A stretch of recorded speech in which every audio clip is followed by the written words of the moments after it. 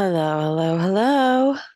Good morning, good afternoon, good evening, wherever you are located in this time space continuum. I am Astro Lunachick. I am Susan, aka Astro Lunachick, as you may know me. And I am back this week. I took a week off. It was a interesting week for sure. Very intense. Um, I'm sure everyone felt it in their own way and experienced it differently. Um, every time I stopped to do a show, as I was looking at the astrology, I was just like, I don't feel like doing it. And so that's the nice thing about being your own boss. When you don't want to show up to work, you don't gotta. But I hope you missed me. I don't think anyone noticed that I was gone. No, except for one person. One person checked in on me and said, "Hey, are you okay?" No, there was two. Sorry, two people whom I will love and cherish forever that noticed I was gone and asked after me. That was so nice. So nice. Anyway, I'm sure everybody was just busy, busy with their own melee. And you may or may not know, we had some significant astro action this past week. And it just felt like we were popped through a portal, popped through a poop hole, as it were. And now we're on the other side. And it's a whole new world. I've been watching some of the transits to this with Pluto and the sun, as Pluto is approaching the sun, getting ready to move into Aquarius. So the sun is in Aquarius. It moved into Aquarius the 19th. And then Pluto moved into Aquarius on the 20th. Now, Pluto, if you don't know, has been in Capricorn for a freaking long time. And it's been oh, aiming the wrecking ball, shall we say, at all of our institutions, our traditions, our structures, government, and those who have been in power, let's say, for a long time. Many of you probably know that the US Pluto return happened several times because there was a retrograde. But that Pluto return is Pluto returning to the degree that it was at when our country here in the United States was formed and under what conditions. And then after, um, maybe, the struggle to understand what that independence meant and maintain the independence and feel into or develop the power of the group, power in communities, and to establish new forms of power, obviously, over groups of people as Pluto went into Aquarius back back then. So a very, very interesting time that we're living through because of course, we have the internet now and groups of people and networks are much different nowadays and are handled much differently. So I'm sure back then the question was, what do we do? How do we express this new freedom, and how do we control it and maintain some semblance of uh, order, let's say. But Pluto in Aquarius is giving the idea, in my opinion, that the power lies within the the collective, the crowd. So of course, those who want to maintain power over the crowd, over the collective, are also going to flex their muscles in the arena where the collective is hanging out. And where are they hanging out but on the internet? So this month is very pivotal, I would say. The rest of this month and into February, let's call it Aquarius season. Let's call it what it is. Because Pluto and the Sun both stepped into Aquarius at the same time. So that is this weekend. And so we will watch to see what other things are changing between now and the end of the month, the end of January. Let's really say, because my podcast, I usually go over 1 week's worth of astrology. So we're here looking at Sunday to Sunday. So today's Sunday when I'm recording on the 21st. So we're going to look at through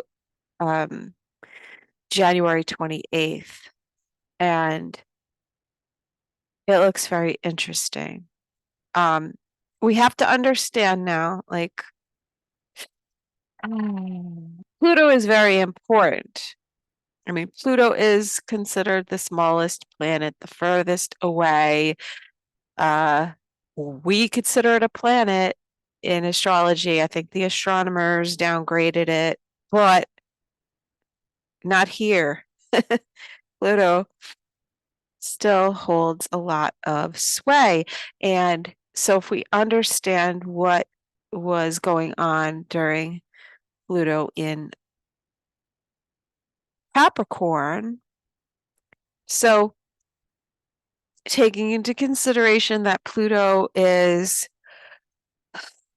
it works on a very deep, subtle level. Because it moves very slow.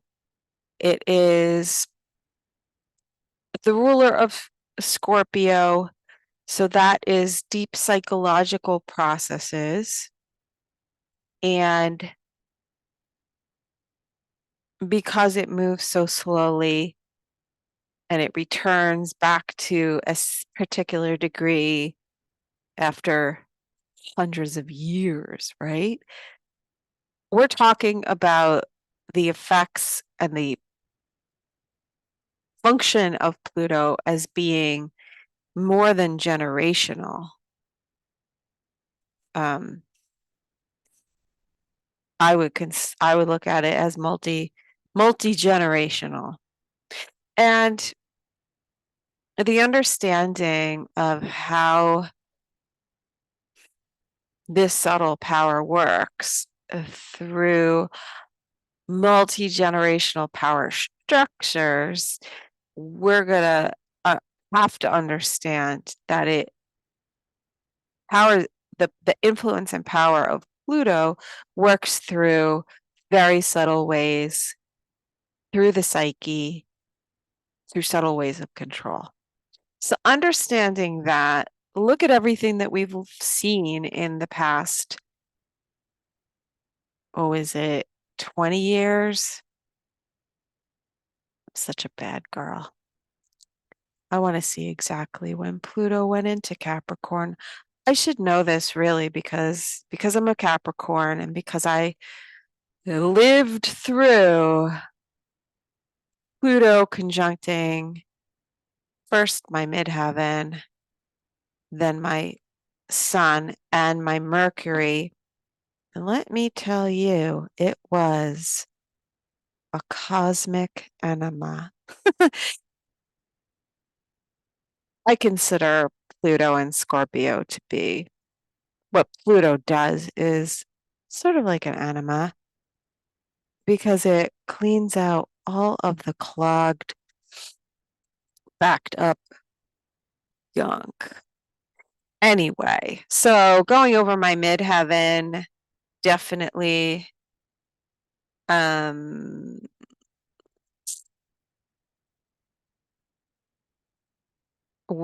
definitely did a number on my idea of what my career would or should look like. And I'm sorry, I'm still looking for Pluto when it went into Capricorn. Where the hell are you? Well, you know what? It like retrograded. So, them's was hard years. 2006, 2007. So 2007, I was on my midheaven. And by then, I was definitely changing direction. But because Pluto was in Sagittarius, so it had to destroy the belief structure. 2006, 2007, the end of 2007, Pluto and Jupiter were conjunct. And that was, yeah, that was really probably when I was totally going down the rabbit hole and it just demolished everything that I thought of myself and my beliefs, my career, my direction in life. And soon after that, 2008, Pluto went into Capricorn and then it retrograded again. So let's call it 2008. Yeah. So that's I'm terrible with math. So yeah, I mean, really 20 years if you count the retrogrades when it retrograded back in and out of Sagittarius. 2008. Yeah. Yeah, so it's been a long time and most of you know that that time period was very pivotal. So we feel these huge shifts. My point is, when you have a huge outer planet like that, and Pluto is the furthest, it is the slowest, moving from one sign to another, it is highly impactful. And it really did dig up all the bodies really that were buried in Capricorn. I mean, look at what we have discovered about the way the structure of our government works, right? Um, between between then and now. And yeah, power structures and the idea of Capricornian type ambition and succession. Um, very, very interesting time. And, then we had Saturn going through Capricorn and Jupiter and all of that happening in like 2020, very difficult times. So, um, I mean, Capricorn is probably the sign that coined the phrase, you know, uh, hard times or the winter of our discontent. It's not an easy sign. And it's one of those very karmic signs. It's ruled by Saturn. Saturn is tests and delays and, you know, uh, fears and restrictions. Boy, did we see all of that 2020 really through 2022. And Pluto was there to lay the groundwork. So for Pluto to change signs like this, it's a very big deal. Now, obviously, everyone's affected differently because if it's not aspecting anything in your chart, you may not feel it right away. However, Pluto did go briefly into Aquarius last year. And if I could pull up exactly when that was, because of course I didn't make note of it. So we had a little taste of Pluto in Aquarius. And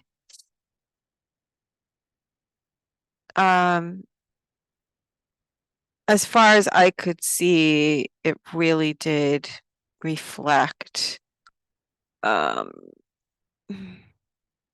lot of the freedom as well as tyranny.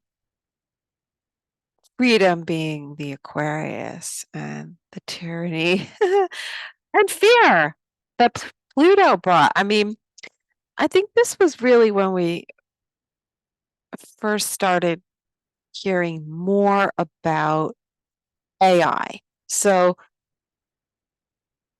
Pluto in Aquarius obviously is going to bring revolutionary technology.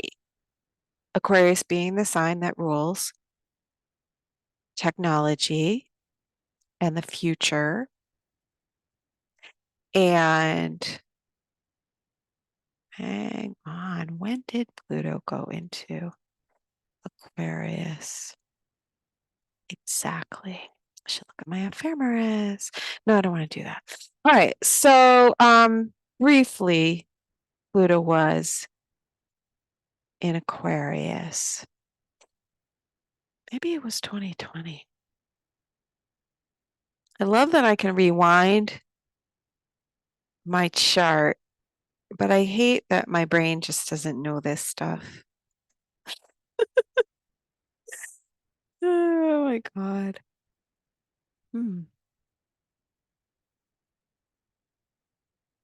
Maybe it was 2021. Oh, this is terrible. I should know this stuff.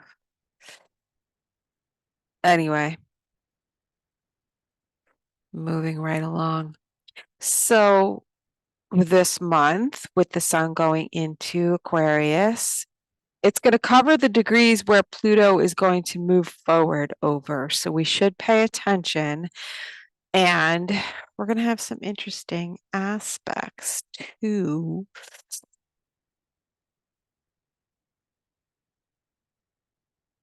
let's see, to the sun and other ingresses, planetary ingresses. So just going to pause a second and regroup. Hang on a minute. All right. I hope that didn't record that little the computer voice. Anyway, so yes, I found it. Pluto went into Aquarius on or about March 23rd of 2023. What a great date. March 23rd, 2023. It's got a lot of threes and twos and twos and threes and 3 2 2s, 3 2 3s. So a special day. Some of you may know. So it didn't even get to 1 degree. Pluto,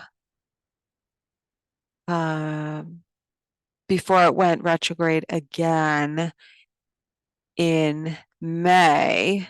So it was like, yeah, freedom for a while there, but also noticing the Aquarian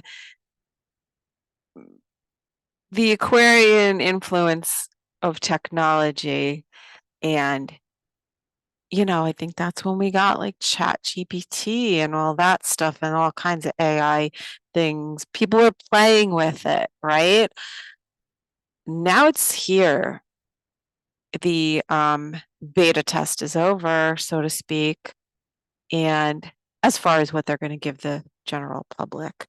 So we are swimming in the Aquarian waters. And interestingly, I think we should think about the fact that Pluto, having been in an earth sign, Capricorn, for all these many years, we were dealing with Pluto's effect on the earth element. And that means that we're addressing the physical structure, the our physical reality, really, and everything that makes that up, right?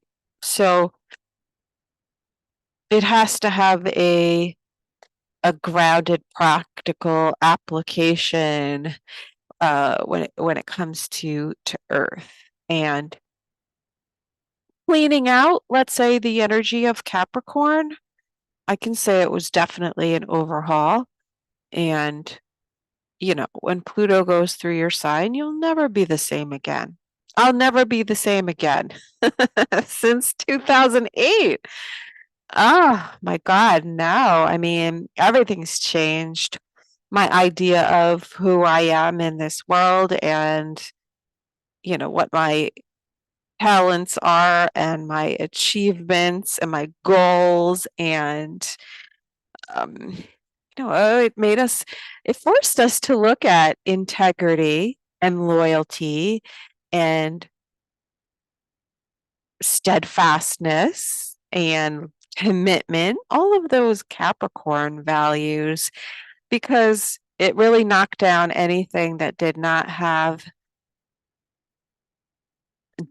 those qualities. So, I mean, if we just look at it in terms of governmental structures, we're looking at, over 200 years of a particular type of governance, which in and of itself is not bad, but Pluto exposes corruption. So we've seen a whole lot of how the mechanisms work.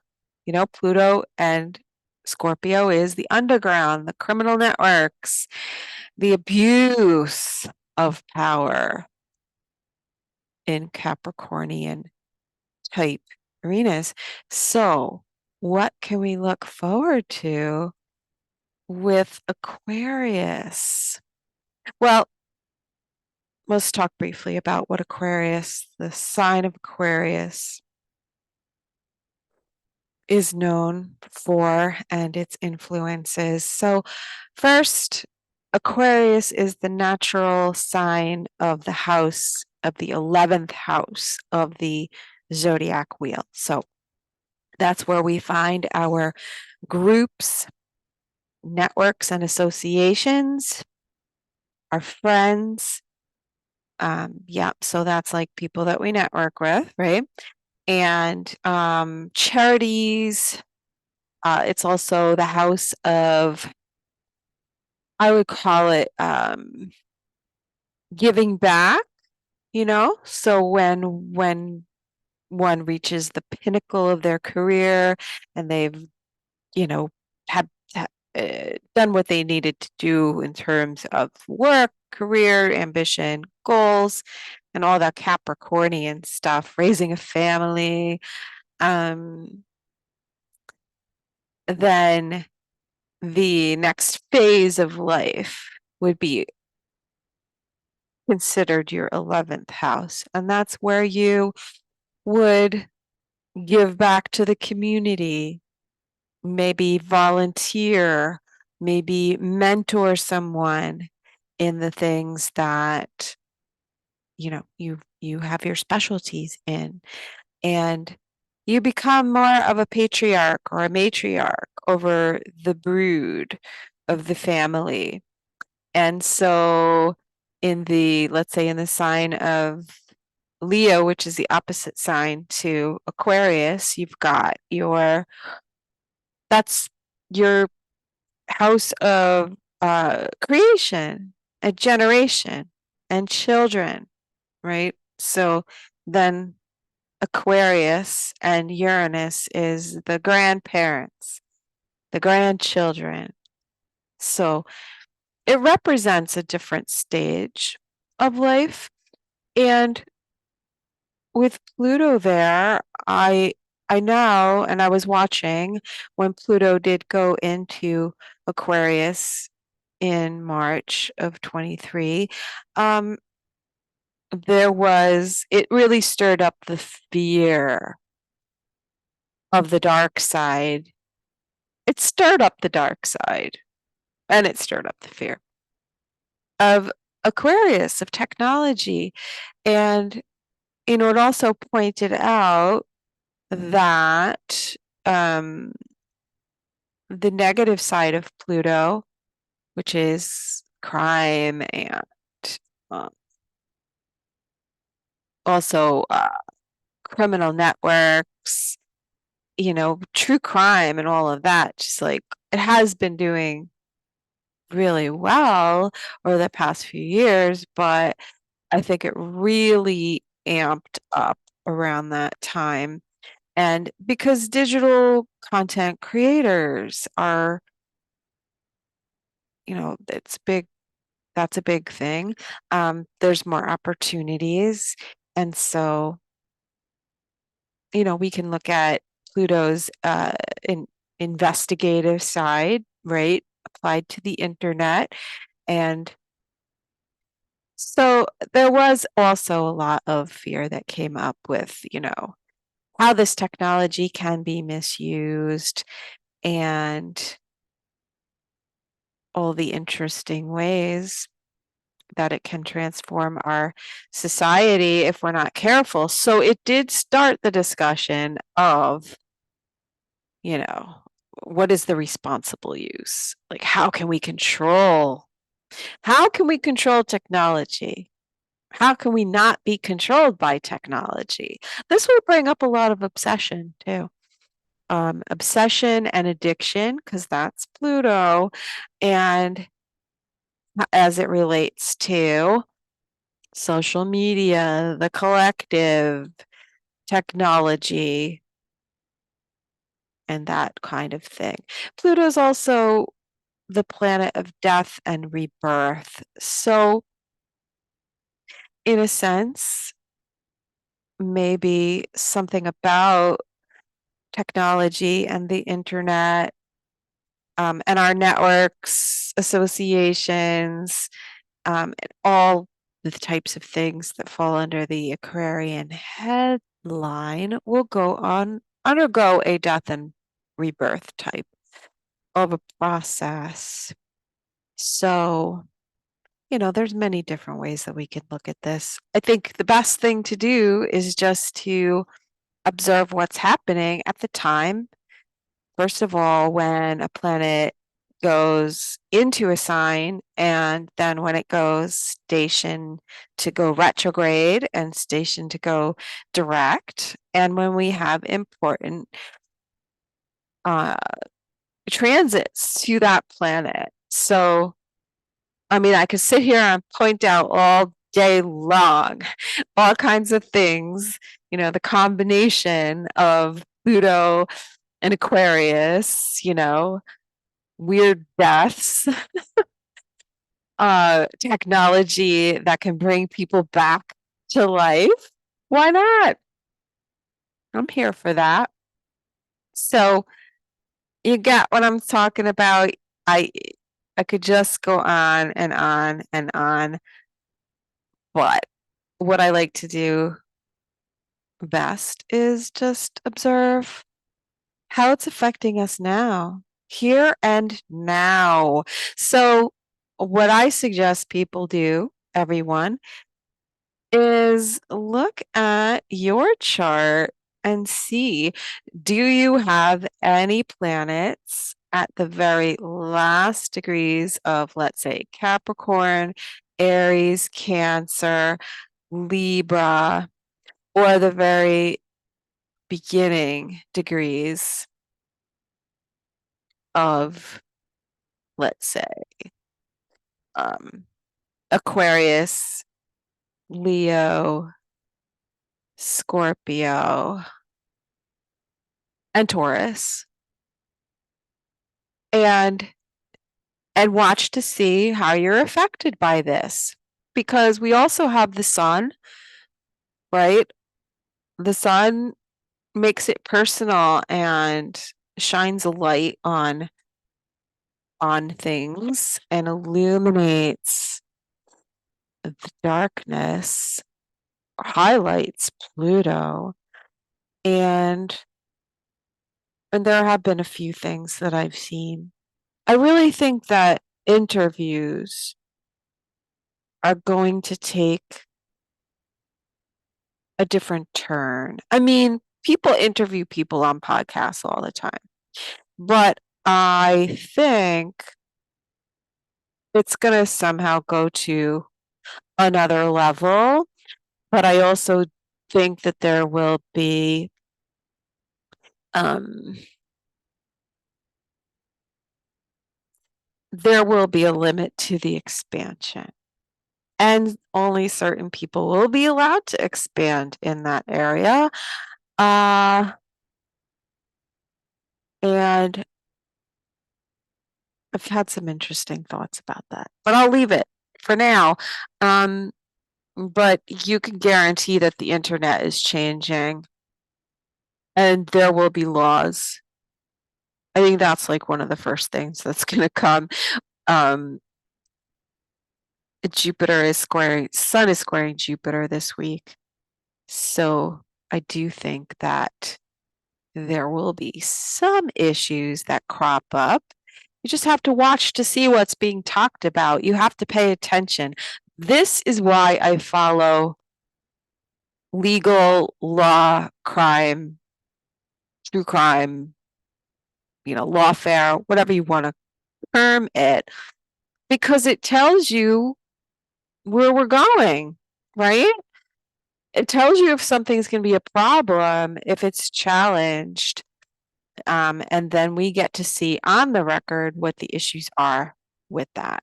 So I am thinking that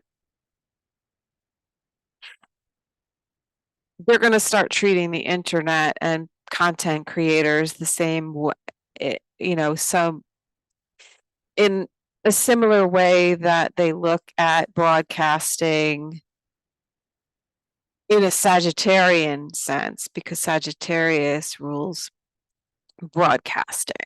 But like news and broadcasting was fell under the heading of the government agency, right? The FCC. Government agencies. All right, so Aquarius rules agencies, and there is a Supreme Court, a case that the Supreme Court is hearing that has to do with the amount of powers that government agencies have. And do we just rely on their determination about how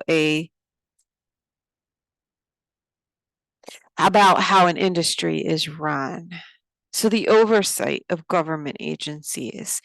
And so depending on the outcome of that, I mean, I believe the court has always just left it in the hands of these agencies because they specialize in particular things. So, that's a case to watch that may come up this week with the Sun square to Jupiter. Jupiter is law, legal. And so the laws regarding content, and maybe you have to buy a license. Maybe in order for you to make a commentary video on particular subject, you have to be a licensed broadcaster. So that I think is very interesting, and we're going to keep an eye on that. I kind of do believe that that's where it's going, but it could be that this just starts getting discussed now and it doesn't happen until later in the year. However, the control over the internet, social media, any kind of media, Pluto is in Aquarius now. So, while the collective has a lot of control, when we band together, that is really the bottom line. But the collective that would want to control those who want to have free expression, where's the battleground? The battleground is Aquarius technology. So educate yourself. That's all I can say. All right. So let's get into the week.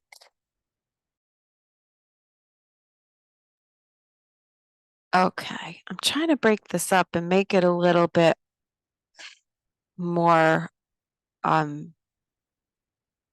want to have chapters, and I want to have like timestamps and stuff like that. So we'll see how it sounds. I'm like pausing the recording and then I'm going back to it. So just go with it. All right. So today is the 21st. Let's start with today. The 21st is a 3-day. And let me share my screen.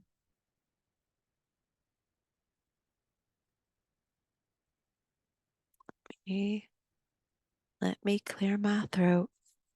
I'm gonna share my screen with you guys. And how do you like my screen saver thing here? My back screen. It's Aquila because yes, the sun entered the astrological sign of Aquarius, but the sun will be passing through stars in the constellation of Aquila. And we're not talking about the stars today. I will talk about that on another show. But if you've been here for any length of time, you've heard me talk about Aquila and Aquarius constellations, very close to one another.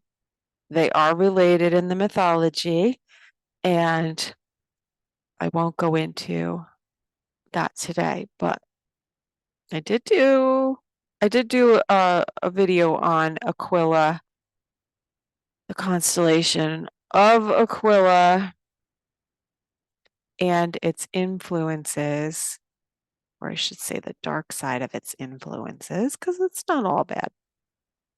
But let me share the screen here. So that means that Pluto in Aquarius is going to be talking about, and the sun.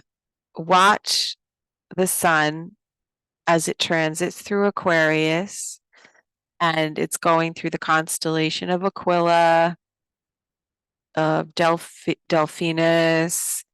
It's going to hit some of the stars in Aquarius also.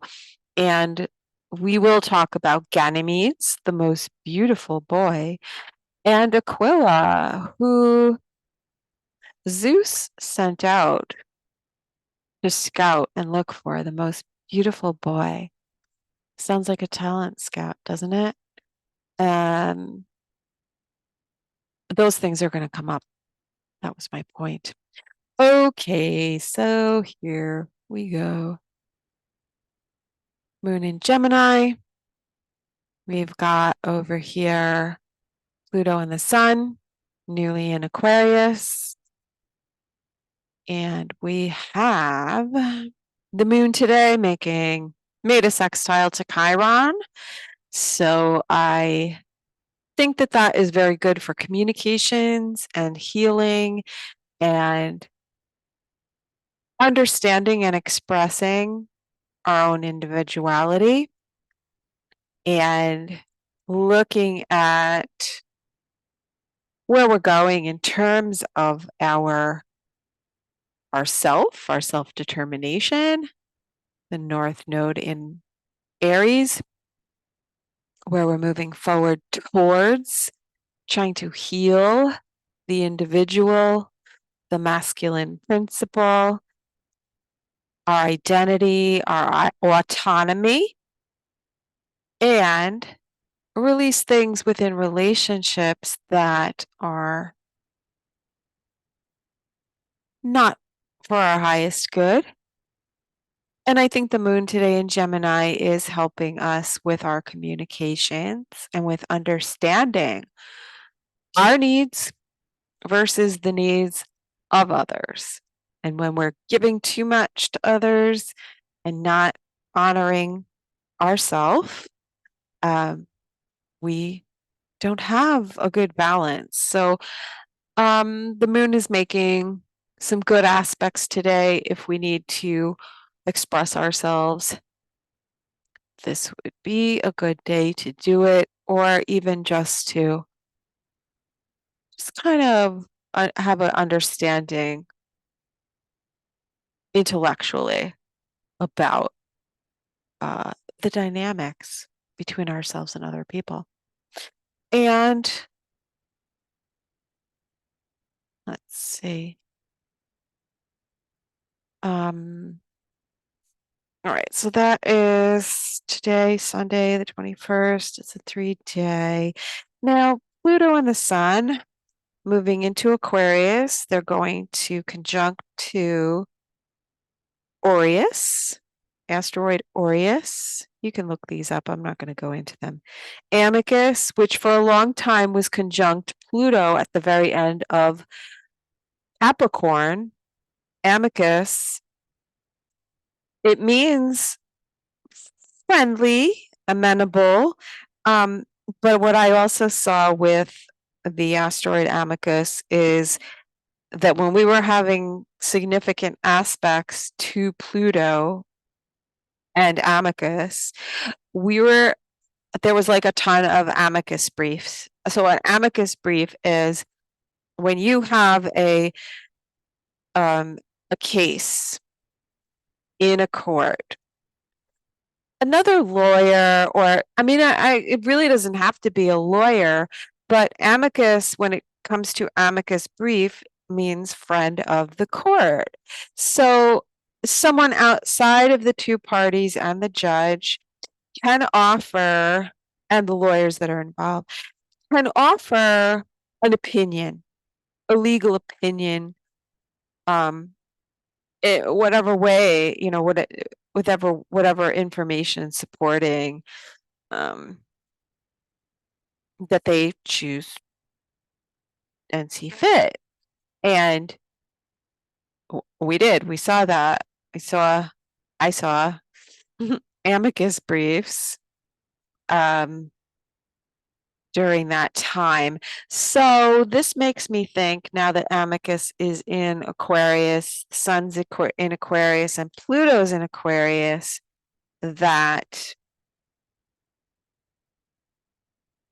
for one, maybe average people will start adding their own opinions and information to existing court cases. That's one thing. And possibly this has to do with community notes, because if you don't know, there's been a lot of buzz on Twitter about community notes and the weaponization of community notes. So that really came to a head this weekend. I won't get into it, but I watched while someone who, I mean, they have a really good account and they got a great following, and I mean, they're doing good things from what I can see, and they got attacked by the community noters, but they weren't just any community noters. And so we learned who the top community noters were, and surprise, surprise, you know, what's behind it. You know, it's the old establishment. So in that case, I mean, that's to me a similar function of amicus, where you can offer friendly advice. But in this case, it was not so friendly. But with Pluto there, it's not surprising. It is manipulative and it is a power play. So the sun moves off of Pluto and Amicus, but Pluto and Amicus have been moving together for a while now. And, you know, they went from Capricorn, which is a very sort of responsible, traditional, following the letter of the law kind of a sign, into Aquarius, uncharted territory. So this should be very interesting. And who else is in Aquarius? We have Ophelia at 3 degrees of Aquarius. And Ophelia, if you don't remember, or if you don't follow Hamlet, so Ophelia, I don't remember the whole story. I'd have to pull it up. But Ophelia basically drowns herself. I mean, it is like the epitome of female despair, you know. And if you watch any of the movies or read books like that are set in, you know, like I don't know, the 1800s, I mean, that was like the favored method of suicide by females. I was just watching something recently. What the hell was it? And you know, the girl, oh, the village set, you know, late 1800s, early 1900s, um, England. Anyway, she fills her pockets with rocks and walks into the pond to drown herself. So that's Ophelia. And Ophelia. So the sun will conjunct Ophelia this week. Give it a couple of days. We'll see who's throwing themselves into the pond. And hey, men can act that way too. Because the person that I saw get demonetized spent a whole day boo-hooing about, you know, their ad money getting taken away because of the community notes. And, you know, of course, it's advertisers. But anyway, boo-hoo. Figure it out. Now you know how the system works. Work the system. Go do what you got to do and don't depend on Twitter for your money. All right. Get over it. All right. What else have we got going on? Oh, Hermes. Asteroid Hermes is at 0 to 1 degrees of Aquarius, moving right along with Amicus and Sun and Pluto. And you know, Hermes with Pluto, I would say, would bring out more of the kind of underworld psychopomp messenger that goes between the worlds of the living and the dead, back and forth between our subconscious, bringing up things to our consciousness. That would be the function of Hermes. But Hermes is also a trickster type energy. So, however, that might apply with Pluto. Um, that's an interesting asteroid to be hanging out there with Pluto and the Sun moving into Aquarius. And we also have in Gemini, so the moon is in Gemini, right? It passes over Arachne and Altagira, which are both retrograde. Arachne is spider. Arachne was a goddess, so you could think of the themes of weaving. Oh, what a tangled web we weave. It is going retrograde, so there's something about reweaving or going back to the past, maybe, and unraveling a web of deceit, lies. And Altagira is one of those sky gods. It might be Native American, but you can research that. Alt Gyra. And it's one of those themes of,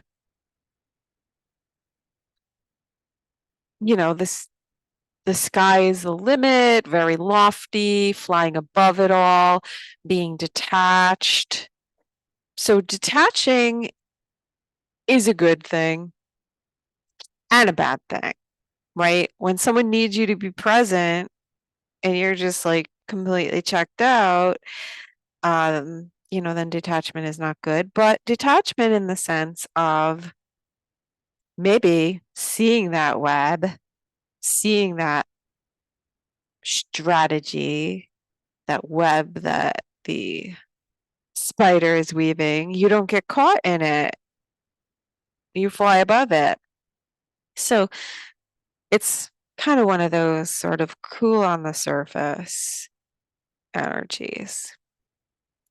And that is pretty much what I want to say about Sunday, the 21st. So the 22nd, that's a 4-day. It's Monday. So the moon here is going to early in the day conjunct Vesta, which is retrograde, is going back to, let's say, things that we are devoted to, things that we are invested in. So it could be really looking at our associations from the past and what we invested ourselves in and kind of saying, is this where we're going in the future? Vesta is also the Vestal Virgin. So I do look at this as sort of like divine feminine, priesthood, like priestess type energy, but groups of females that sort of female, the female dynamic that Vesta would bring. Vesta is associated with home and hearth, and it was keeping, the Vestal virgins were charged with keeping the flame burning in the temple. So it's that kind of devotion. And to whom and what we are devoting ourselves to. And over the course of the day, we'll have a moon square to Neptune, which is a little foggy, uncertain, not really sure of what's going on, maybe some exposure of things that have been hidden. And we know that Neptune here has been dealing with a lot of delusion and lies.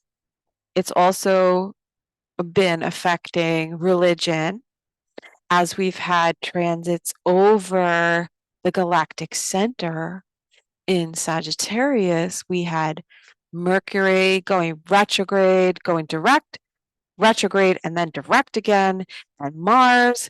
This was a lot of takedowns in terms of people's reputations and fall from grace. The stars in this portion of the zodiac here are the stinger of the scorpion and part of Draco.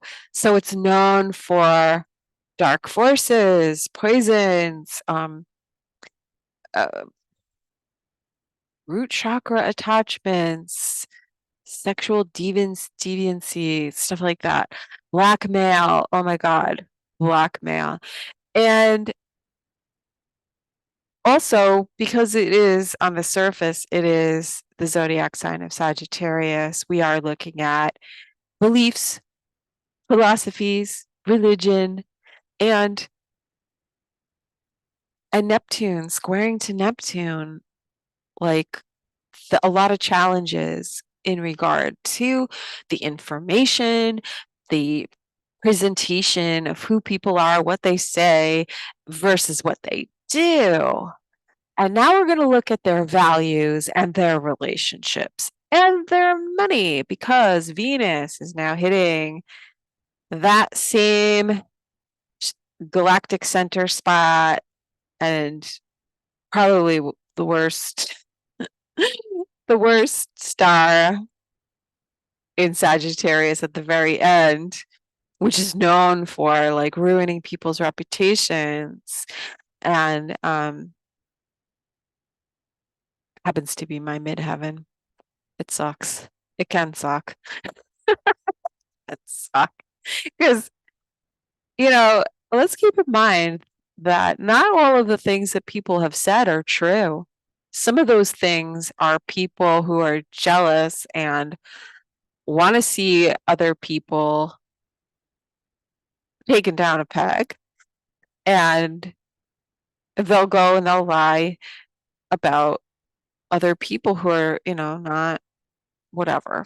They're just fucking haters. So there could be a lot being revealed in terms of public figures, relationships, females, because it is Venus and the moon is going to oppose Venus. Now, the other thing is, as the moon is over here at the last few degrees of Gemini, the moon is going to pass over Askelaphus, retrograde, and Asbolus, also retrograde, at 28 and 29 degrees of Gemini. And I've talked about these guys before.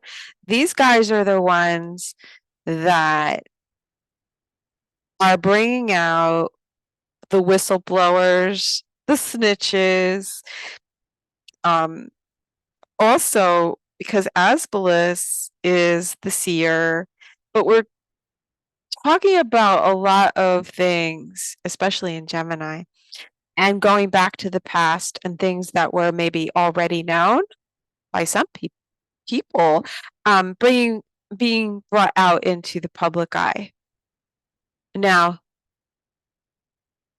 I would also point out that while the moon is in Gemini every month, from early Gemini to early Leo, the moon goes out of bounds.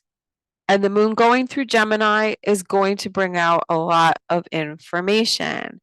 So it should be an interesting time.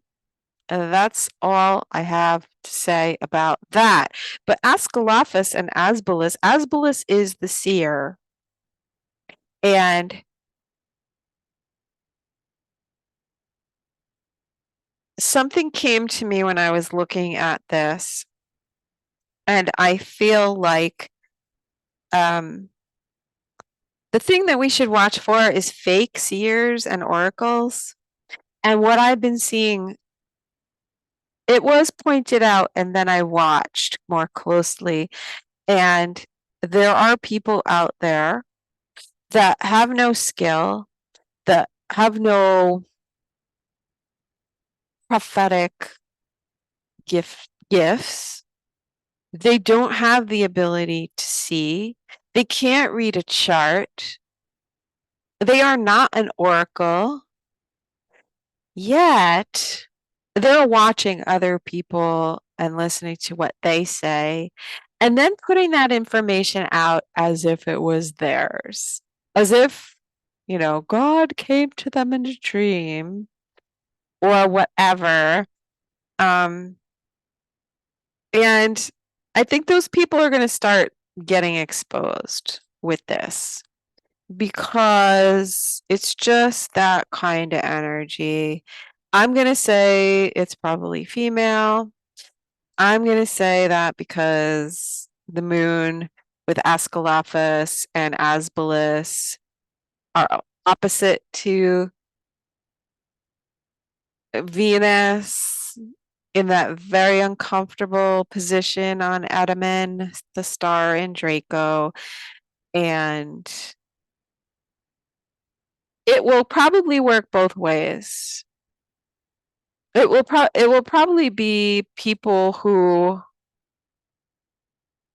are the real deal, maybe getting attacked by people who are not, who don't have any skills, or the people who have been using other people's information and it's not any kind of intuition or ability of their own. Those people could be getting exposed and lose their reputation. But somebody's reputation is on the line. So that's what I was thinking about with this Venus opposite the moon, Asclepius, Asbolus, Neptune, squaring to Neptune. Vesta's in there, and Vesta, I've always seen Vesta where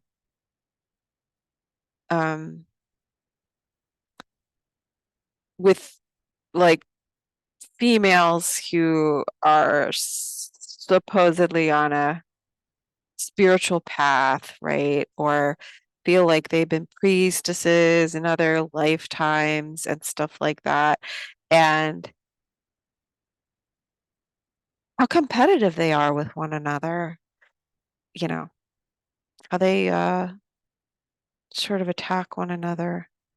And I mean, I've seen it, I've watched it. It's not easy to put yourself out there because you do get a lot of scrutiny. That is true. And people are free to express an opinion about your stuff, but this does look kind of interesting, this particular configuration. Now, if I look at what is because that's a T-square, Moon, Neptune, Venus. The other end of that would be late degrees of Virgo. So let's call it between 25 and 29 degrees of Virgo. Will be sort of a crossroads or the outlet or the instigator of that energy. And there's an interesting star there, actually, that is kind of difficult. I'm not going to make this any more complicated than it already is. But I see a lot of gossip and chitter chatter and competition and takedownery and projecting and judging and um and those who are not in their integrity and they're not really, if they're trying to walk a path that they're not meant to walk and they're not walking it in integrity, this would be a very gossipy shitstorm coming out about people. Very interesting. Later in the day, the moon does go into Cancer, which also makes me think that there's stuff going on because the moon immediately makes a conjunction to Astraea, which is justice, and chaos, which is interesting. So it's like the whistleblower snitch comes out, the seer who's been seeing it all along, because Asbolus and Asclepius, the seer and the snitch, and the whistleblower have been walking together, have been moving together for like over a year. I've been watching this. And yeah, they were in Cancer. They went back into Gemini now, but Estrella's in there and Chaos. And then Photo, asteroid Photo, which is also retrograde. Estrella and Chaos are retrograde too. Photo is at 4 degrees of Cancer. And Mercury last week opposed Photo.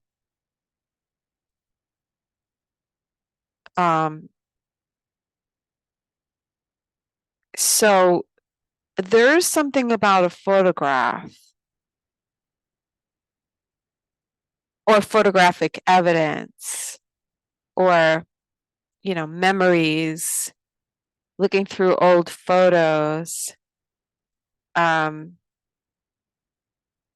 moon makes an inconjunct to the sun. So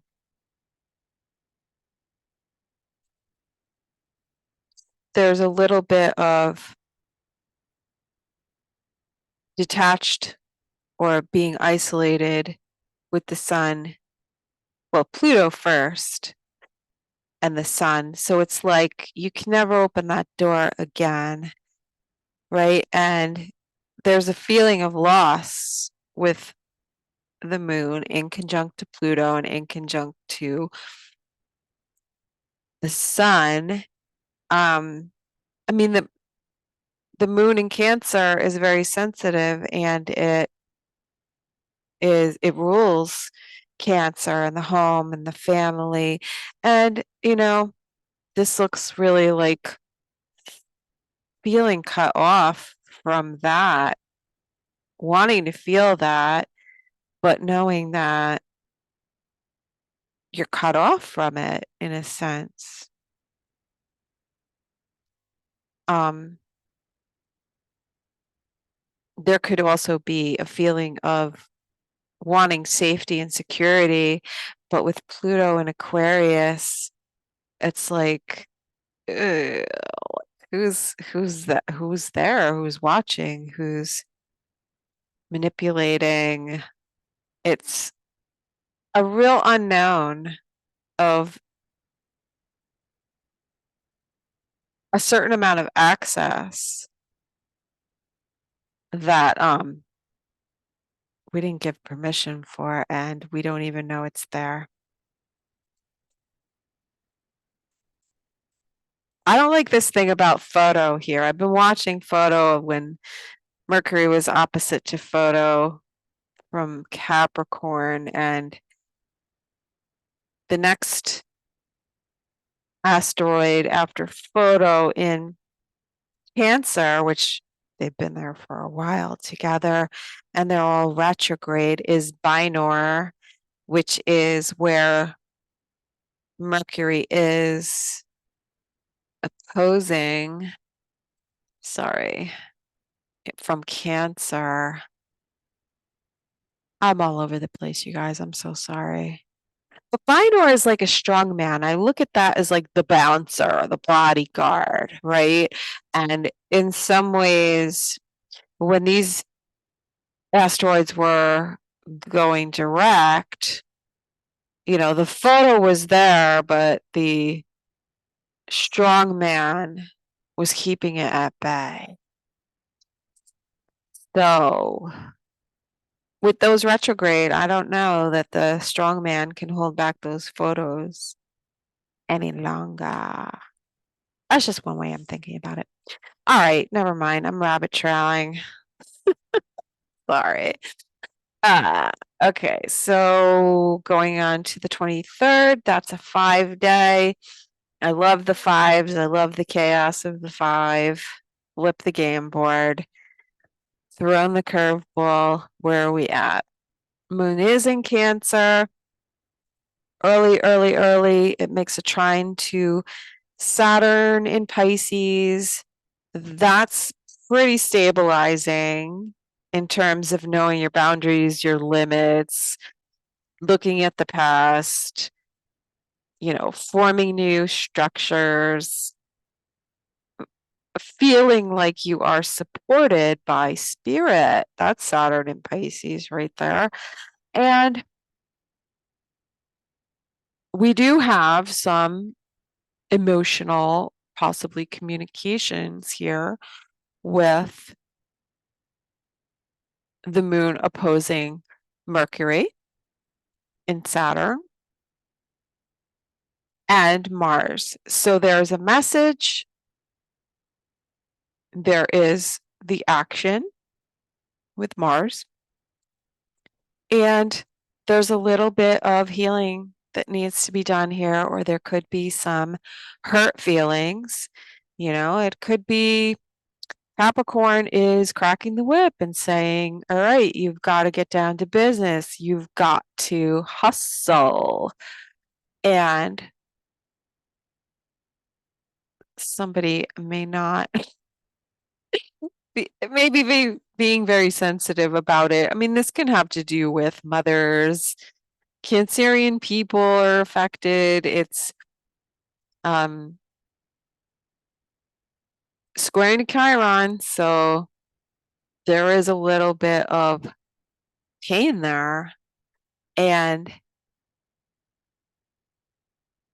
we are looking at the moon, going to square the nodes, squaring the nodes like a crossroads, and saying, all right, it's, me or you, or my home or my job, right? Because Cancer is the home and Capricorn is the work, and trying to balance everything, and the individual feeling like they're not getting what they want or being considered, perhaps, or able, even feeling like maybe it's hard to um, be autonomous, to be independent, and still, um, still be able to maintain the balance of yourself and the other people in your life and your responsibilities, and, having to work and whatever, have a career, job, whatever. And it's difficult because it's Capricorn. It's always fucking difficult. It's squaring to Chiron, so it is a very personal affront. And yeah, it's I mean, on the positive side, it can be pretty motivating in terms of wanting to achieve something that makes you feel good about yourself, that makes you feel like you are somebody. As an individual, you matter. Like, that's a lot of the Chiron in Aries, that like the individual is asking, do I matter? Do I mean anything? Is what I'm doing important? That is very much this Mercury Mars in Capricorn. Like, it wants to pursue something that is meaningful, important, something that we feel good about, something that makes us feel, I mean, with the moon in Cancer, we want to feel emotionally safe in our relationships, in our homes, in our, whatever work we're doing. So that is an interesting dynamic today. Venus, 23rd is when Venus enters into Capricorn. So Venus goes from feeling all about,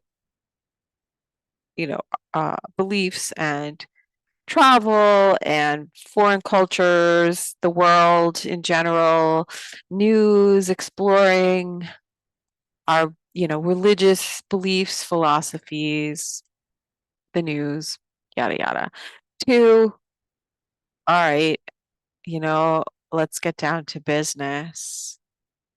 Let's achieve something. we need to make money. How are we going to do it? And what are our relationships in our life right now that are long-term committed? And looking for that stability, that loyalty. Venus in Capricorn is looking for loyalty, integrity, maturity, responsibility, good money management, and it initiates because it's a cardinal sign. So maybe even initiating or starting a business. But we are going to be looking at the finances probably from a governmental perspective and laws and what the limits are of those things, because Venus will sextile to Saturn and make a trine to Jupiter. Are we expanding in a responsible way? Do our laws really protect us financially, right? And do they apply equally? I think we'll be probably really looking at the insider trading in Congress and the Senate, because somebody proposed something that they not be allowed to trade, because that's ridiculous. We all know there's insider trading going on, right? That'll come up. Looking at people in authority, that's Capricorn, and their money, right? So government and money, definitely. And changing the laws. So, we're really looking at, so from this perspective, because we're looking at Venus rules Taurus. Jupiter just went direct. That means we're really looking at how we apply our laws and our legal system, which is in shambles, right? So we're working towards the end of the month where Uranus goes direct. So on the 27th, I think it is. Sorry, it's the 26th. Uranus goes direct. Uranus is in the sign that Venus rules. So we're talking about the new money system, digital, anything involving technology and resources, right?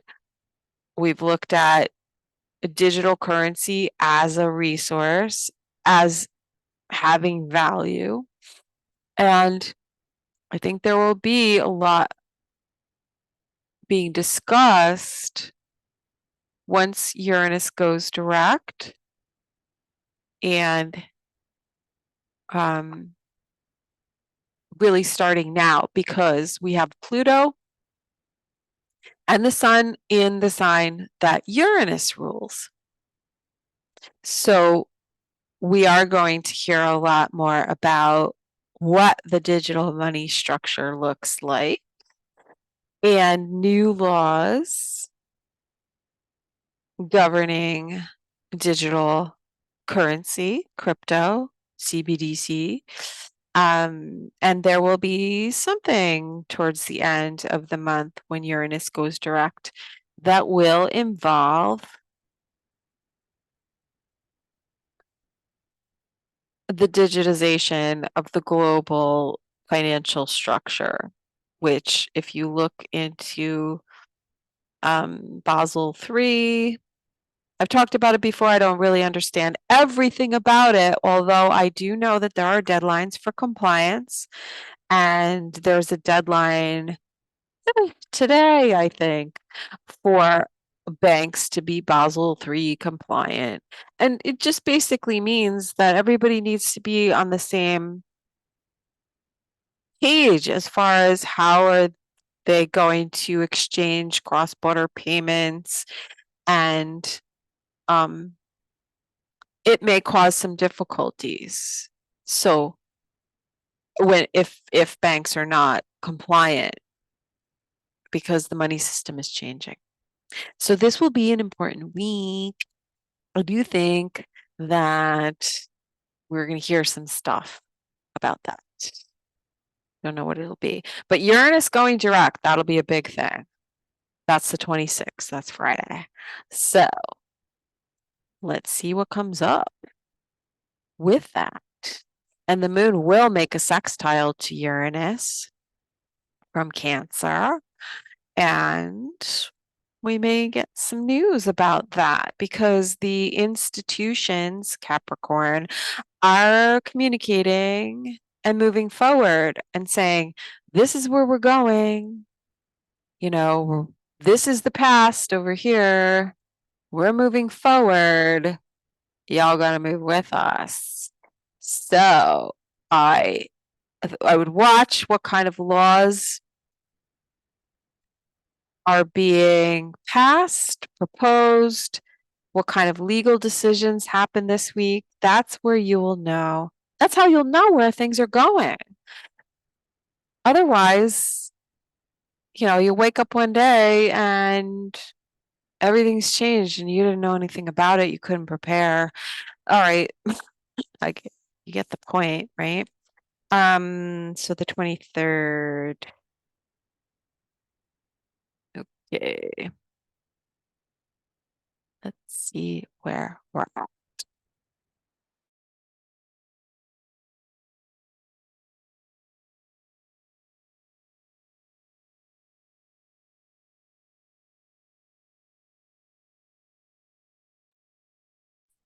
Okay. I had some other things in my notes here about the 23rd that I just wanted to bring up. We do have, as I mentioned, Venus going into Capricorn. It'll oppose Estrella and Chaos and Photo this week. But the other thing I wanted to mention was about the moon.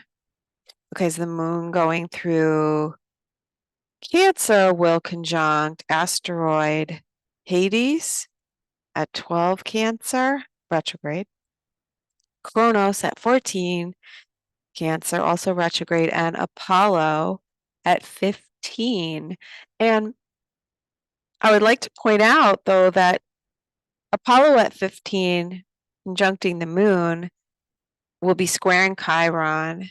So this is important because Apollo taught Chiron how to heal. And Apollo was associated with prophecy, oracles, and seers. So that goes back to what I was talking about in regard to something going on with oracles and seers and prophecy and how people interpret that and how people follow it and where is it coming from? You know, is it coming from a place of integrity? I think that is the bottom line because the moon going over this Hades, which is hell, the underworld, going through your own personal hell. Chronos has a lot to do with time. Chronos is another name for Saturn, but time and also deeply entrenched power, but it is retrograde, so perhaps it is reversing time because a lot of people don't keep track of what some of these people say and whether or not their prophecies come true and whose prophecies come true and whose don't. But there is a wounding to the individual and an opportunity to heal. And I think a call for people to be in integrity and honesty in their words and their actions and their motives, because that's Mercury and Mars in Capricorn. And, if you don't live up to who you present yourself to be, then that's a problem. And it does come around every once in a while where certain people do get exposed for who they are. So, that could be part of it. The other thing with the asteroids that I wanted to mention, we've got, well, Cassandra is conjunct Ixion. And Cassandra was one of those where she was basically cursed to prophesy but not be believed. So it's the kind of thing where, you're telling people, you're exposing things, you're telling the truth, but no one believes you. And Ixion it is the wheel of Tartarus, the karmic wheel. It is the punishment for not honoring those who came before you, taking advantage of people who helped you, who did good for you. And then you go after something that's not yours, something of theirs. And Ixion does give a second chance in some respects. So, I mean, there could be something that someone tried to bring out, information or a prophecy or something like that, that people did not believe the first time around, but now they're seeing it again and they have a chance to change their ways, perhaps. Another interesting thing that we have going on while the moon is in Cancer, it does square asteroid DNA in Libra. It's 9 to 10 degrees of Libra. And just want to make sure if it's retrograde or not. It is not retrograde. So Mars squared DNA last week. And there was a lot that I did see come up, discussions about DNA. You can go look those things up for yourself. Or if it has anything to do with you, you might know something about it. But Mercury, earlier in the week, forgot to mention, will square DNA. So I feel like the 21st, the 22nd, we may get some information regarding DNA. The 23rd, the moon will square DNA. And DNA is moving pretty slow, and it's at like 10 degrees of Libra, let's say, but it's moving towards an opposition to Chiron. So whatever's happening, whatever's being discussed right now, it's just starting to get addressed regarding DNA, regarding healing, wounding the individual. And as DNA moves forward, it will come to oppose Chiron. I'm going to say it's few months, at least maybe 6 months from now. I don't want to look it up right now. It's not yet, but it's coming. And with Mercury in Capricorn and Mars here squaring to Chiron, the individuals want accountability. I think most of you know what I'm talking about, so I don't have to really bring it up. I can't talk about it directly anymore. It's just the way it is. Everyone's going to have to read between the lines. But that's the way astrology is. I can give you the themes. I can pick out those things from the headline. I can give you a personal anecdote of how that's playing out, but everyone needs to learn how to apply it for themselves because, yeah, you could say, oh, that doesn't mean anything for me, but if you don't twist it around like a Rubik's Cube in your mind and say, oh, how is that affecting me? How is that playing out? What else could that mean? That's creative thinking. So 23rd, this will be the first time that the moon is passing through the last degrees of Cancer, and it doesn't oppose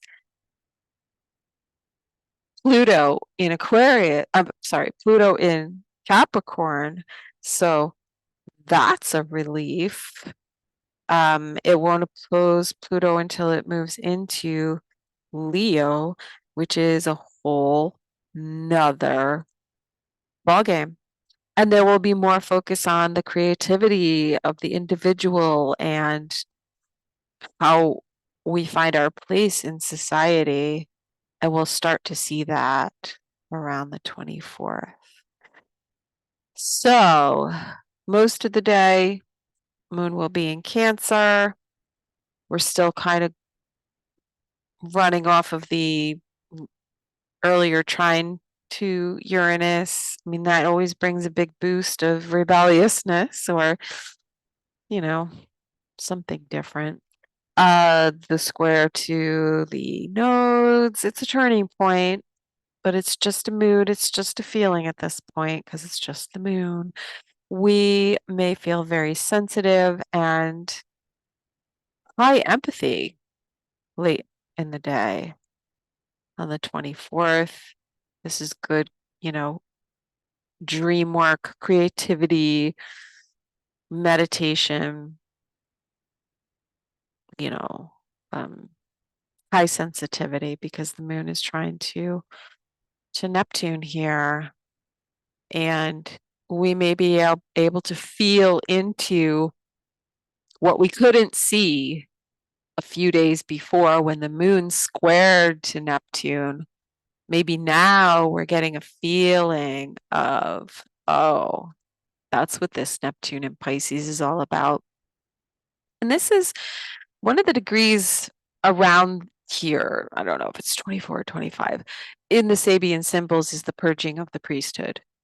And I thought about that the other day and thought about how, yes, the priesthood gets purged through religion. Like we think of it as a purging out, a phasing out, aging out, you know, purification. But it is the purification of us as priests of our own spirituality in a sense. It's a purging of us as the arbiters of our own faith. And for most of the day, yes, Cancer until the moon moves into Leo, which is probably early on the 25th. And let's see what happens on the 25th, because that'll be the first moon opposite Pluto that we have since the moon went into Aquarius. And those of us with degrees, planets, and points in the late degrees of certain signs may feel a relief. This is the full moon, by the way, the 25th. And it is a climax of the energy about 10 hours before. So early in the day on the East Coast, we will have the moon going into Leo and opposing Pluto. So the moon in Leo is the individual, right? The consciousness, the creativity, the children, the childlike energy, opposite Pluto. So I've always thought of Leo and the opposing sign of Aquarius is being, I mean, you have the individual, let's say the creative, the performer, that's Leo. And then you have the audience, right? And that's Aquarius. And the Leo being the individual, and then Aquarius being the collective. So I think this will be very much a transformative and very pivotal moment here when it comes to the power of the individual and the power of the collective, and how people use technology in order to create, and how can you remain an individual within, you know, how can you distinguish yourself among the the big, collective? And how do you, I think algorithms, the first thing that comes to mind is algorithms changing. And, you know, I look at technology and consciousness as running neck and neck. I think that technology is an extension of consciousness. It mimics our natural abilities and our own consciousness. And people think that AI is conscious now, but these are the things that we're going to start to deal with here. And this full moon will be interesting. We've got the sun here at 5 degrees of Aquarius, conjunct Ophelia, by the way. So somebody is going into histrionics. And the moon in Leo around 5 degrees.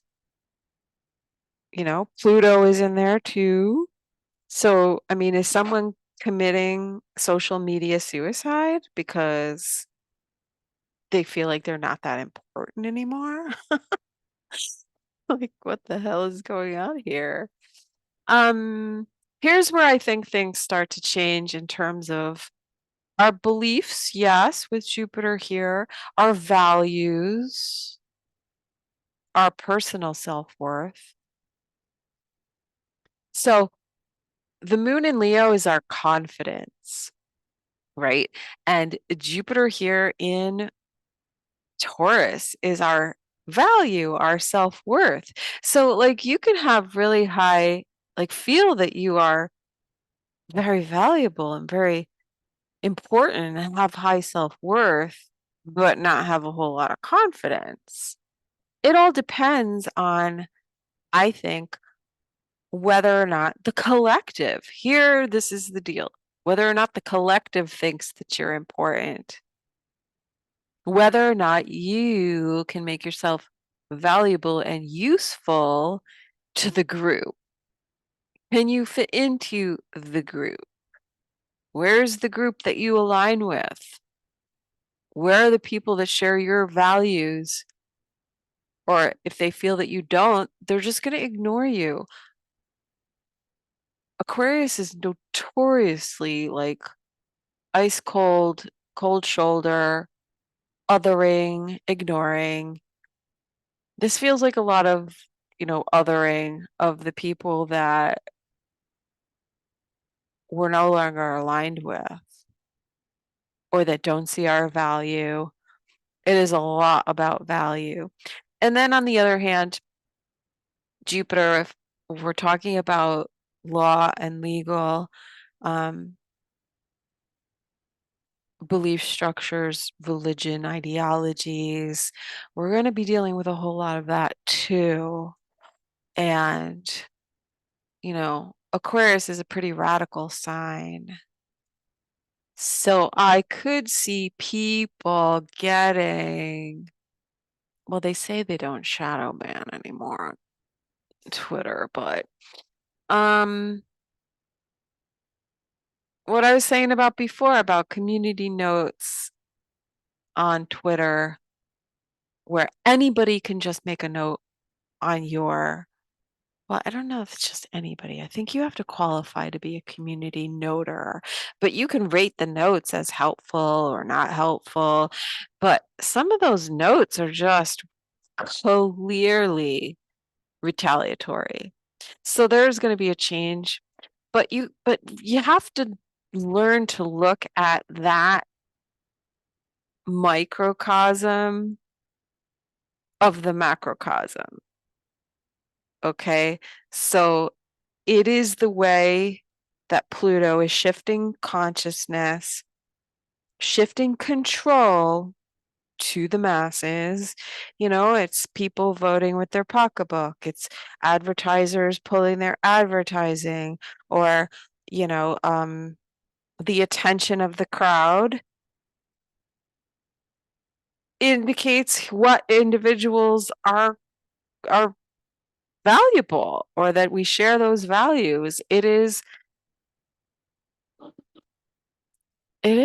democracy in a sense where, your attention, your energy is your quote vote, right? So if you don't want something to thrive, then starve it. If you don't give something attention, it'll just die away. And that's how I feel like things are shifting and moving. Our values are changing, our understanding of our own self-worth and value, and how it relates to the collective and the collective values and the power of a collective of people to change things. So that's the full moon on the 25th, Ophelia. And from Leo's perspective, the Leo moon is dealing with Volcanus. Could we be seeing some volcanic action, literal or figurative? Volcanus is spouting off and erupting. Ophelia is drowning, feeling lost and drowning in the collective waters of Aquarius, maybe. We've also got Reiki at 5 degrees of Leo. That is retrograde. Memoria and Varuna and Diana. They're all within a few degrees of the full moon. So the moon will pass over Memoria, Varuna, Diana after the full moon. The full moon is conjunct Reiki, and Reiki is retrograde. So that's interesting. Maybe somebody needs to do a little like energy healing. I don't do Reiki, by the way. I did go through my like Reiki 1 and 2. I was disappointed though. Like, I really thought it was going to be earth-shattering in terms of what I would be able to do, because I'd already done like I already understood energy and healing, and I'd already had experiences where I'd healed people and myself energetically without Reiki. Like whatever it was my own, it came from my own intuitive understanding. And so that's the way like I could say to somebody, here, let me do Reiki on you. But I know that what I'm doing is not Reiki because I don't use the symbols. Because I went through the course. First of all, I didn't like what I saw about my instructor. I saw a real dark side of her after, because I went to her for other things, other little classes. Anyway, and then I was like, yeah, but I don't know what these symbols mean, and these are somebody else's culture. This is somebody else's gods. I mean, that would be like me getting into the like Orishas and voodoo. Like, that's not my lineage. And so I'm like, here I am, making these Japanese characters. I don't really know what this means, and I don't know what these spirits are behind it, and I know that I actually don't need it. So when I say Reiki, um, it may not be like traditional Reiki. But if for you, if it is for you, that's cool. I'm just telling you my experience, but you can look at it as energy healing, um, asteroid Reiki in retrograde. I don't know, maybe this is you sending Reiki to yourself and if in the past and now receiving it in the current day. Huh? Wow. Now there's a concept. Oh my God, this is getting too long. All right, let me finish up. So the next day, oh, and the full moon is in conjunct to Saturn. So there is some sort of delay or restriction or adjustment or fear, obstacle, with Moon in Leo and considering everything that I just discussed, the moon in conjunct to Saturn looks like, self-sabotage and fear and holding yourself back, perhaps could be. So going on to the 26th, and this is the sun square to Jupiter, sun here, Jupiter here, and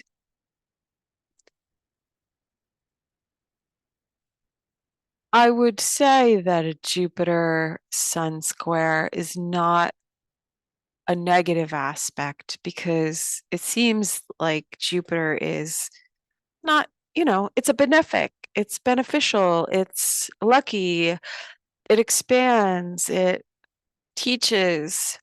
Um, Square to the sun, oopsie.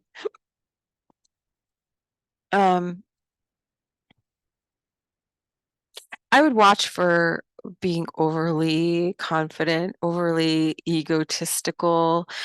Um, you know, Squares to Jupiter have a sort of more of an overdoing effect, but we do have Saturn here sextile to Jupiter, so it's kind of like you know what your limits are, you know what your boundaries are, you know what you're afraid of, you know what your obstacles are. Um, so taking a risk and putting things out there and with the moon still in Leo and square to Uranus, we are talking about a very sort of rebellious energy where we want to do things different. We want to, and Uranus is about to go direct. So somebody's pushing the boundaries, I think. Someone is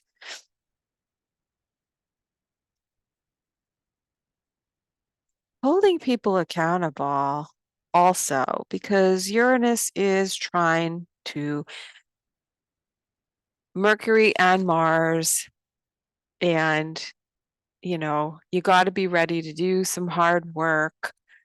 It's not all about needing your ego stroked, making yourself feel good with the moon in Leo, wanting attention, and you know with the full moon, somebody may have wanted attention and they got it, but it's not the kind of attention that they really want.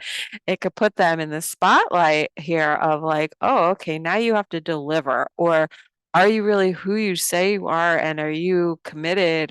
Now you got to honor your word when they just said it for the attention and the clout.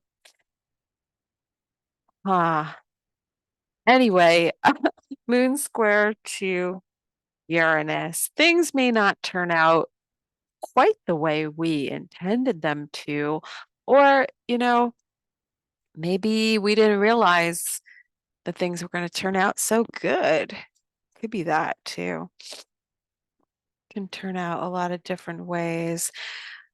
As far as asteroids, I didn't really dig Oh, yeah, I did find something. The moon in Leo is going to conjunct asteroid Union, which is retrograde. So this is a reunion. The moon in Union will trine to Chiron. So it's very healing, I think, in a sense of where we need to feel respected, honored, or appreciated, really, as an individual, or feel like we're making some kind of headway. That is a good aspect. And Uranus, because it is stationing to go direct, is very like I would expect I expect the unexpected. I would expect something unusual, but I also expect something to come up about travel and making a trip. I got it in my notes here. I've got trip and reunion. So if these degrees around 18, 19 of Leo, 15 to 18 of Aries, also 17 degrees of Capricorn, which is squaring the nodes. So someone is moving forward with a long-term commitment. That's Mercury and Mars squaring the nodes, or announcing perhaps they are going to do that. But there is a reunion and a trip. Why do I say a trip? Because Uranus at 19 degrees of Taurus is retrograde, but it's going direct on the 28th. So there, give it, because we got the moon aspecting, it's in effect, but Uranus is very powerful right now because it's stationing to go direct. Maybe someone had their freedom restricted. So Uranus going in reverse and retrograding was perhaps giving someone a hard time because they want their freedom. But now that Uranus is going direct, there's the freedom to travel because asteroid Vabilia is conjunct Uranus. Now, the other way that this can play out is that because we do have Mercury and Mars in Capricorn, which is possibly interfering with someone's travel. So there will be those who would be traveling, those who suddenly find themselves free and they can travel. And there's the flip side of that, of someone cannot travel. Their freedom has been taken away. Or we'll be talking about travel or be up in arms about travel or not being able to travel. There's something about travel here. We're going to have to look a little bit farther into. And it could be that somebody took a trip and we're just finding out because you go to look for that person and they're giggity gone. I think I was saying it a couple of weeks ago when Venus, Ceres, and Child were hanging out together in Sagittarius in conjunct to Uranus.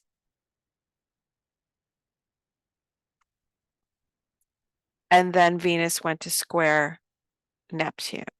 So I was saying during that time, I felt like there was something to do with a mother and child. Ceres is the mother, Asteroid Child has been conjunct, it's still conjunct Ceres, and Venus. So something to do with mother, child, and money and travel.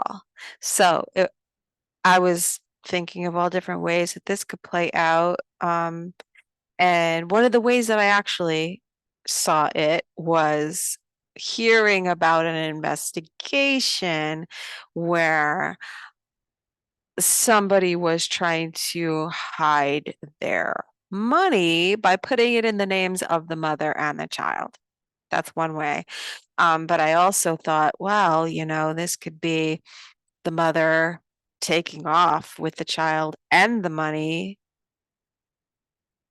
because also Venus was squaring to asteroid Juno. So Juno's at 21 degrees of Virgo and she is retrograde now. And all the kind of things that were happening over last week and the week before when Venus was squaring to Juno, there was questions about like where the money was spent, the wife challenging the the money, the mistress, not getting money for their child. A lot of that stuff was coming up. It was very interesting. But also what was going on is that I started seeing this past week, before this, uh, women like what wives being implicated in their husband's crimes. I mean, that was Venus and Sag square to Juno. Juno is the wife, but also because of the asteroids that I've been talking about that have been hanging out for a while now in Virgo, Orcus and Aphetus. I've been looking at those. Those are okay. So Orcus is a judge, one of those underworld judges, judges the dead, but is specifically there to judge those who break their oaths. Okay. So, well, you can break your oath of office, you could break your marriage oaths, right? So, and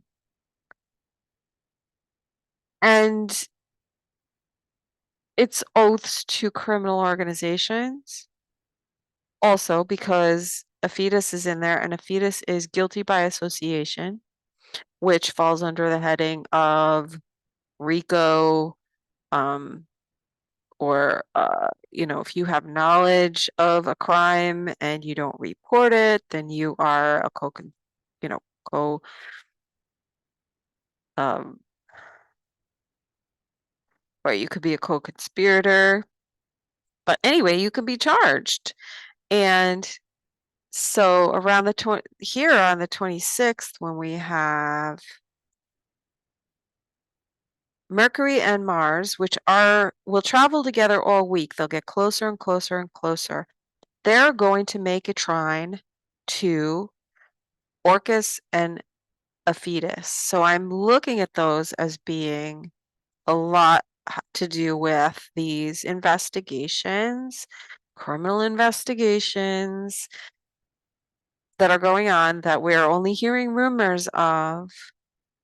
And I think something will happen this week with that because of that Mercury and Mars. So that almost seems like an announcement by the authorities, by law enforcement. That's Mars, authorities, Capricorn. Mercury is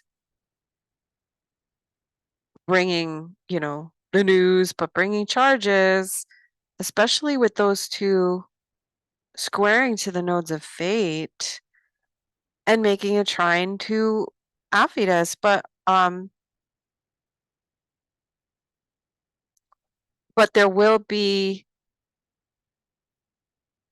like an ongoing kind of a thing where they will be looking at the spouses and getting the spouses to, to turn to give information, make plea deals, because Juno will be going retrograde through towards the back towards a fetus and Orcus. So very interesting.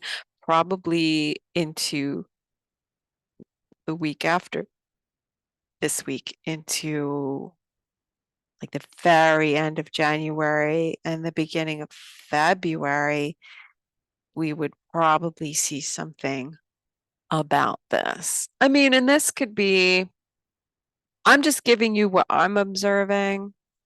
I mean, this could be someone finding out that their long-term partner or spouse has, a criminal past, or that they are currently involved in some sort of shady dealings, or that they are involved with other people who are involved. I mean, this is the web, the network. And didn't we talk about Arachne earlier? So we're getting to see who's involved with who. And ooh. So on the 27th, we've got the moon in Leo here.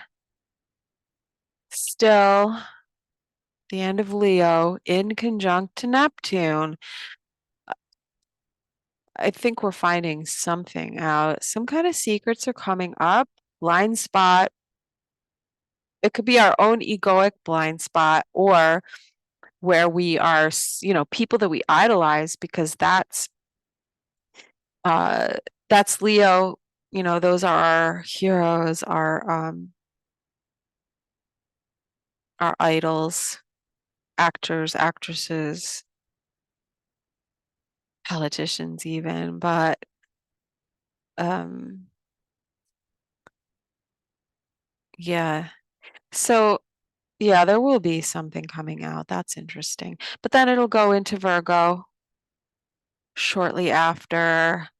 A few hours. The moon will be void, of course, because it won't make any aspects. And then it'll oppose Saturn.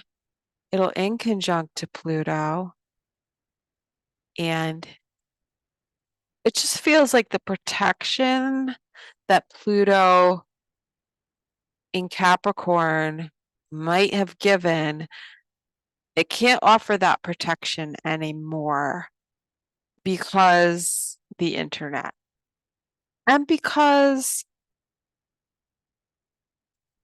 if everyone is guilty, they got to throw some chum to the sharks. So I hope they throw Diddy.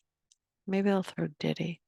You know, I believe P. Diddy's Mars was at like 28 or 29 degrees of Capricorn. So while the Sun and Pluto were there, like, is he even still alive? Maybe he ran. Maybe he took the money and ran.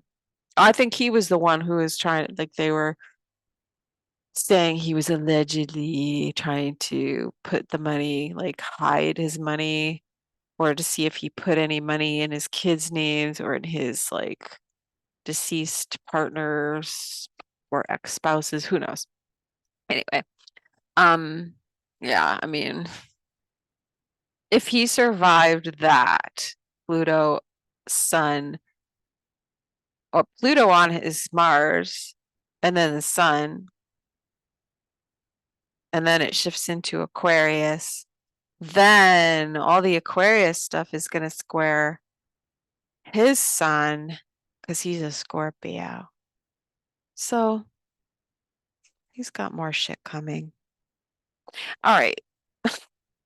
So that's the 27th. I mean, that's Saturday. So moon goes from Leo into Virgo in conjunct to Pluto. opposes Saturn in conjuncts to the sun. Those are just kind of icky. Like, I don't know. Well, it does make a trine to the moon in Virgo makes a trine to Venus in Capricorn. So that's supportive. It's practical. It's helpful. Virgo to Capricorn and opposing Saturn. It feels like somebody owes somebody. It feels like karmic debt. That feels like karmic debt to me. Because they realize in some ways that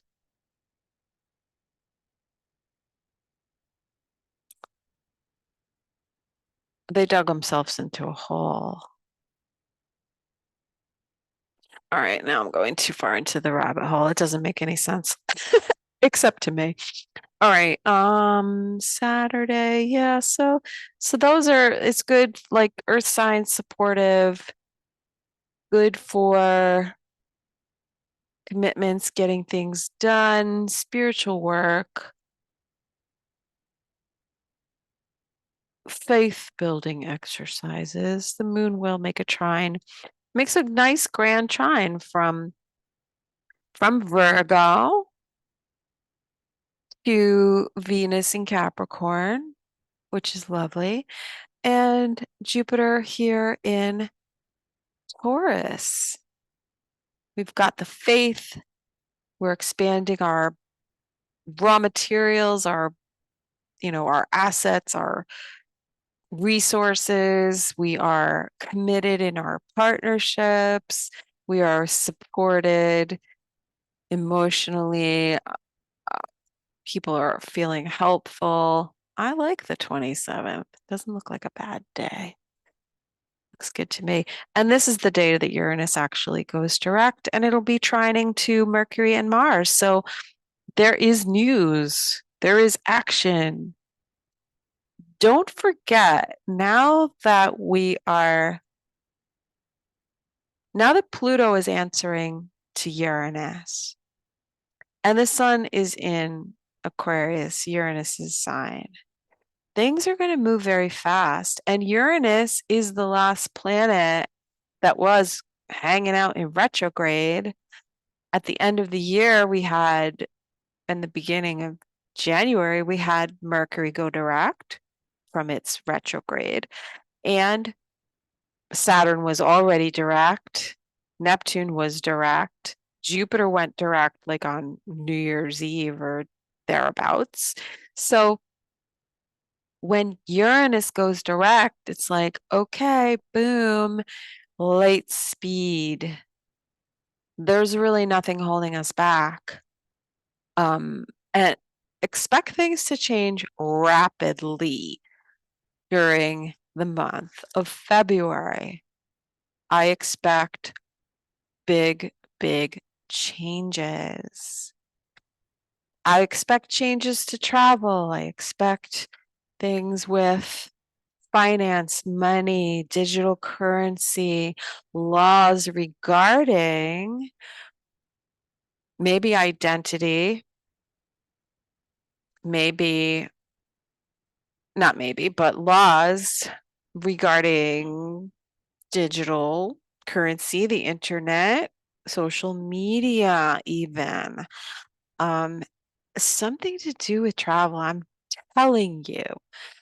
Tell me that I'm whatever you hear, like if I miss it, because there's something about travel and Uranus going direct, Uranus retrograde was holding it back, conjunct the asteroid, which is Vibilia, which is the Greek goddess of travel, the patron saint of Greek or Roman. I don't know. So something about travel, something suddenly, I don't know. Ooh, it doesn't have to happen on this day. We may not know about it, But what if it's some new technological breakthrough and innovation in travel that involves teleportation? Yeah, baby. I am so here for it. Well, what's going on for that next Sunday? We have the moon in Virgo. It's still making the supportive aspects to Venus and Jupiter. It is going to make a trine to Mercury and Mars, which are trining to Vibilia. I'm sorry. Well, it is trining to Vibilia and Uranus. Okay. Mercury, Mars, 18, 19 degrees Capricorn. Uranus, Vibilia, 19. I think Vibilia is actually at 20. But the moon in Virgo on the 28th will conjunct to Orcus and Aphetus, and Juno. And we have a big grand Earth trine here.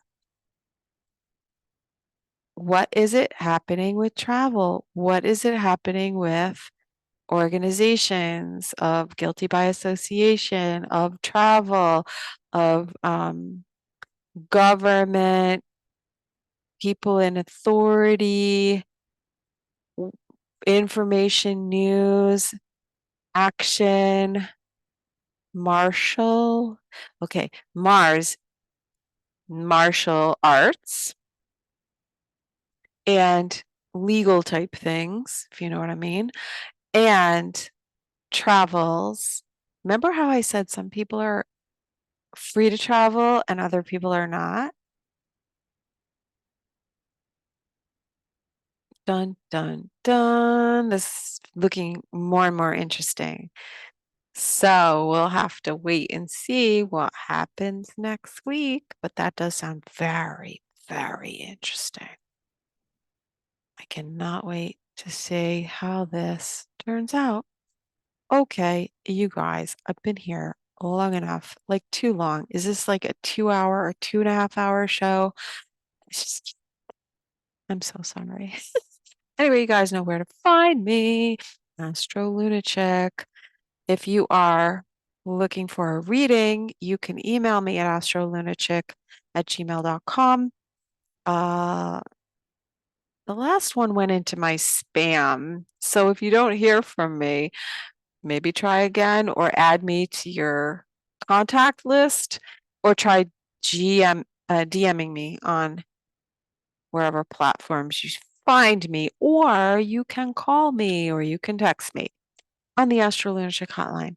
And that is 914-222-1231. Again, 914-222-1231. And if you are looking for me on social media, you can find me on Twitter, which I refuse to call X, Instagram, I'm over there sometimes, Facebook, yeah, you know. I have my Gilded channel, and the link will be in the description box.